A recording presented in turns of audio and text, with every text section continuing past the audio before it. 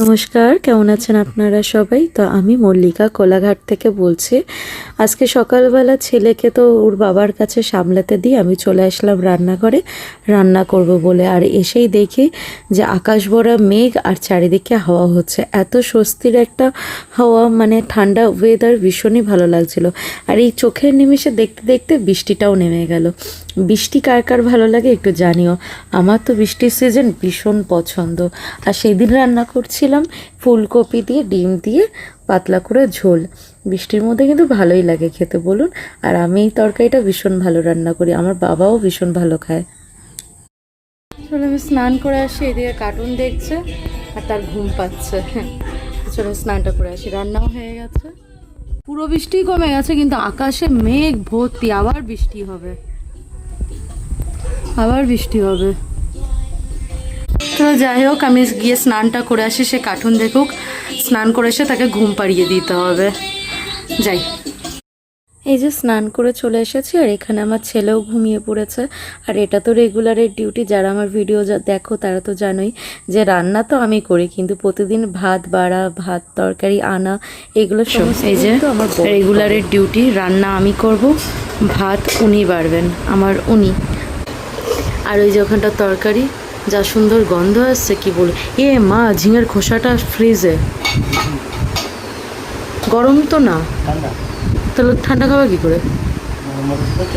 হ্যাঁ গরম, ভাত তো গরম আছে, ভাতটা বাড়ুক তারপর খাবো। আর এত সুন্দর গন্ধ আসছে তরকারিটা থেকে, আমার খিদেতে আরও পেটটা গোলাচ্ছে।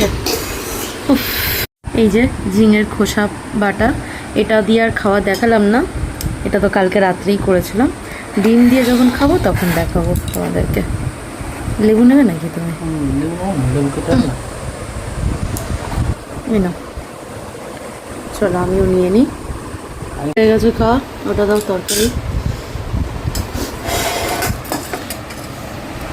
ডিম এই আলু দুটো করে,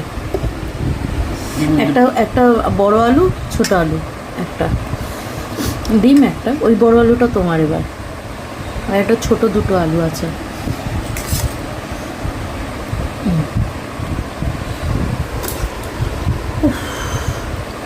দাও, ছোট আলু আছে, হ্যাঁ। ফুলকপি, এটা হচ্ছে আমার মোস্ট ইম্পর্ট্যান্ট ফেভারিট খাবার। অ্যাকচুয়ালি এই ফুলকপি দিয়ে, আলু দিয়ে, ডিম দিয়েও যেমন টেস্ট লাগে, তেমন মাছ দিয়েও ভালো লাগে। বলো, রুই মাছ বা কাতলা মাছ দিয়ে। ইলিশ মাছ দিয়েও ভালো লাগে, কিন্তু আমরা করে না তাই। ইলিশ মাছ দিয়ে কে করেছিল ফুলকপি দিয়ে? হয়, তুমি জানো না? থাক, আমার জানার দরকার নেই, বিশ্বাস করো। জানো না? শোনো, ফুলকপিতে একটু গরম মশলা দিতে হয়, ফুলকপিতে পেঁয়াজ না দিলেও চলে, রসুন দিতে হয়, কিন্তু ইলিশ মাছে রসুন যায় না, ঠিক আছে? খাও, কত বক্তব্য রাখবেন না আপনি।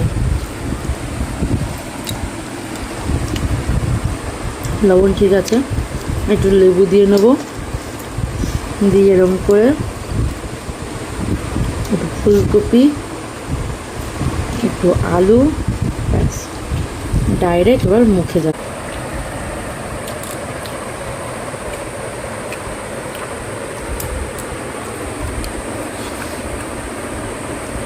আমি নিজের আর কি প্রশংসা করবো রান্নার, আমি প্রায়দাসই সুন্দর রান্না করি।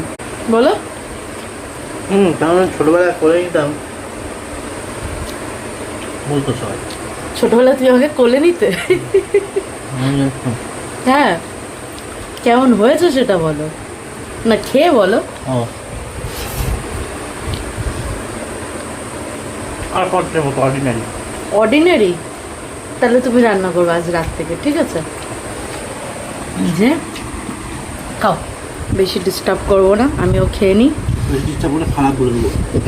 বলছে বেশি ডিস্টার্ব করলে খারাপ বলে দেবো রান্না।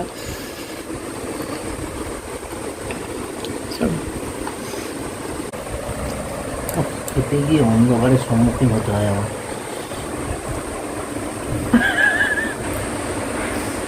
ঘরের মধ্যে লাইট না জ্বালালে তো অন্ধকারই থাকবে না। এই ফ্ল্যাশটা মারছি বলে তোমার আলো লাগছে, হ্যাঁ, নত অন্ধকারই। চলো খেয়ে নি, আমি তো খাবারটা এনজয় করতে পারছি না। তো দুপুরবেলা খাওয়া দাওয়া হয়ে গেল, এই যে পিছনে ছেলে ঘুমাচ্ছে। তো আজকের ভিডিওটা এইখানে আজকে শেষ করছি, আর এর পরের ভিডিওটা রাত্রের, তো পরে অন্য পার্টে আমি তোমাদের সাথে শেয়ার করব। আর এত বৃষ্টি হচ্ছে সারাদিন, কি বলবো, আমার না এমনিতেই বর্ষাকাল ভীষণ পছন্দ, যেন মনটা খুশি খুশি হয়ে যায়। জানি অনেকে, আমার হয়তো মনটা খুশি হয়, বাট অনেকেই আছে যাদের এই বর্ষাকালে প্রবলেম হয়, কিন্তু আমার তো ভীষণ পছন্দ। আর আমার ঘরের সাথেই দুখানা পুকুর, আমি তো রাত দিন 24 ঘন্টা বলছি, ঠাকুর এত বৃষ্টি দাও, এত বৃষ্টি দাও। এমনি এটা বর্ষাকাল, তো এত বৃষ্টি দাও যেন পুকুরে জল যেন আমার উঠোন অবধি চলে আসে, আর উঠোনেও যেন মাছ চলে আসে। তোর বর খুব বকা দিচ্ছিল যে না, এরকম ধরনের কথাবার্তা বলতে নেই। তো তোমাদেরকে একটু বৃষ্টিটা দেখিয়ে দিই, দেখো কতটা বৃষ্টি হচ্ছে।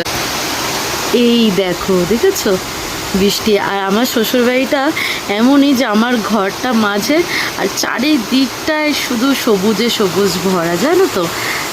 আমার শ্বশুরবাড়িটা অনেকটা জমির উপরে, প্রায় এই 19 কাঠার উপরে।